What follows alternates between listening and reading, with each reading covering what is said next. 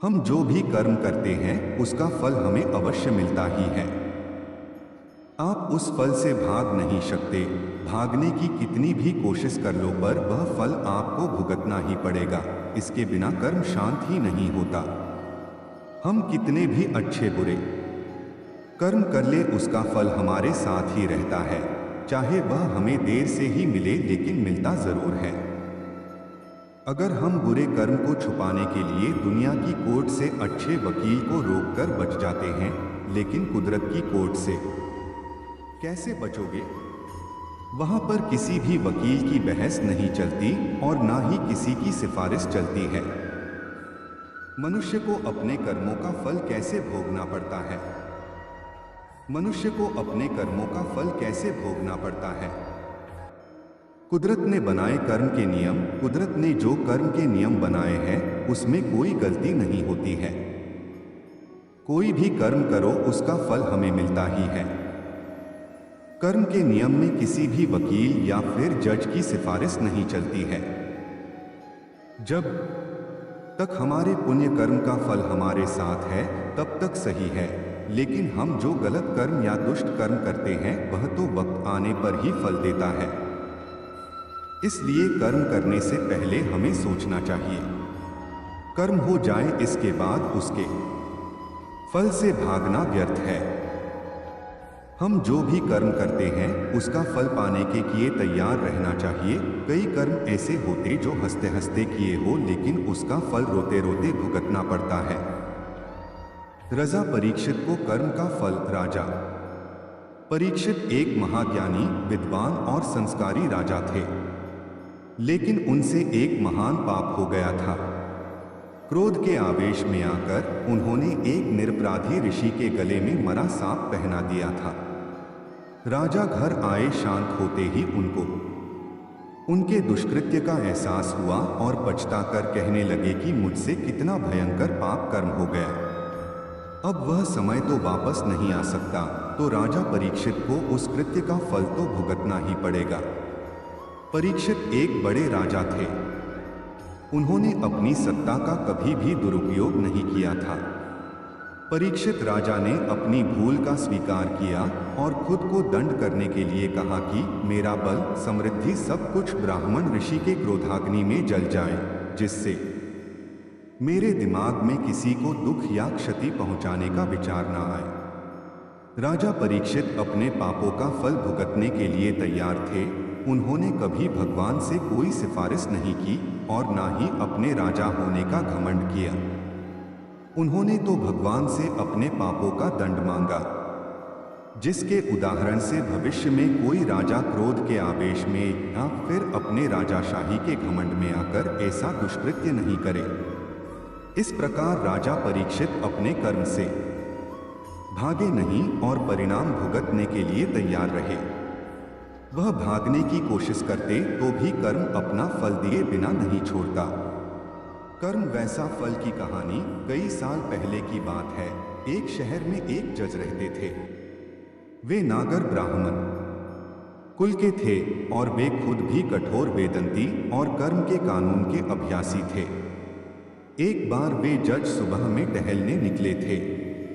तब उन्होंने देखा कि एक व्यक्ति भाग रहा था और उसके पीछे भागते हुए व्यक्ति ने पीछे से एक खंजर उसके शरीर में मार दिया और तब तक उसको घाव करता रहा जब तक वह मर नहीं गया।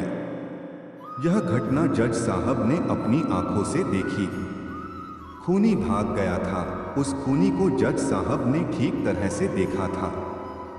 फिर जज साहब घर गए, लेकिन यह बात उन्होंने किसी को नहीं बताई, क्योंकि खून का केस आखिर में उनके कोर्ट में ही तो आने वाला था। फिर पुलिस की पूछताछ शुरू हुई। 6 महीने में पुलिस की संपूर्ण इंक्वायरी पूरी हुई। हत्या का मामला दर्ज किया और आखिर में यह मामला उस जज के पास ही आया, लेकिन उन्होंने देखा कि खूनी कोई और ही था। उन्होंने उस दिन जिस खूनी को देखा था वो यह नहीं था। फिर मुकदमा शुरू हुआ। उस व्यक्ति को ही खूनी साबित करने का ठोस सबूत मिला। जज साहब तो जानते थे कि यह व्यक्ति बेकसूर है, लेकिन जज को सबूतों के आधार पर फैसला देना होता है।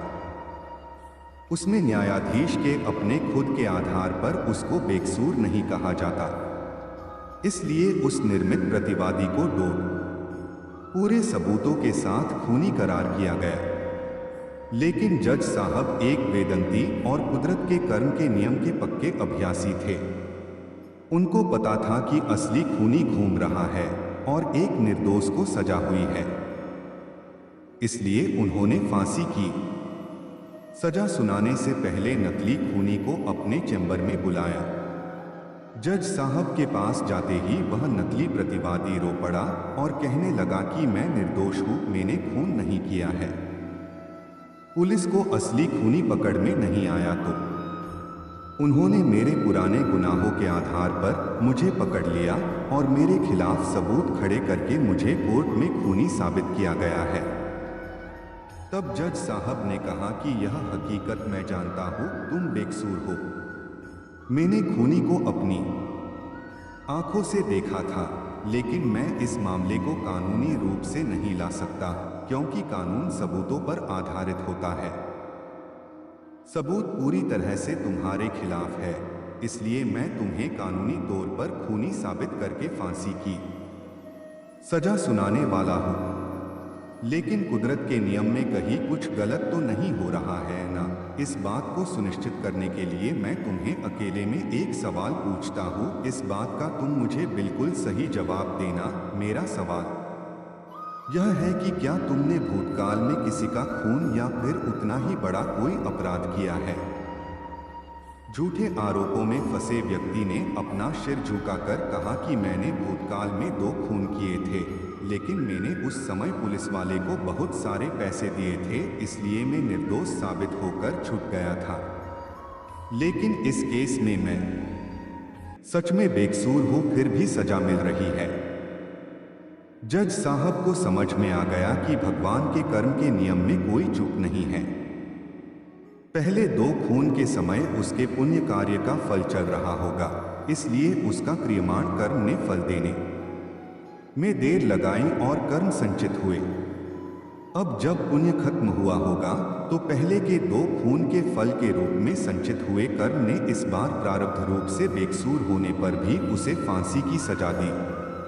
वीडियो अच्छी लगी हो तो चैनल को सब्सक्राइब करें, वीडियो को लाइक करें और वीडियो को शेयर भी करें। जय हिंद, जय भारत।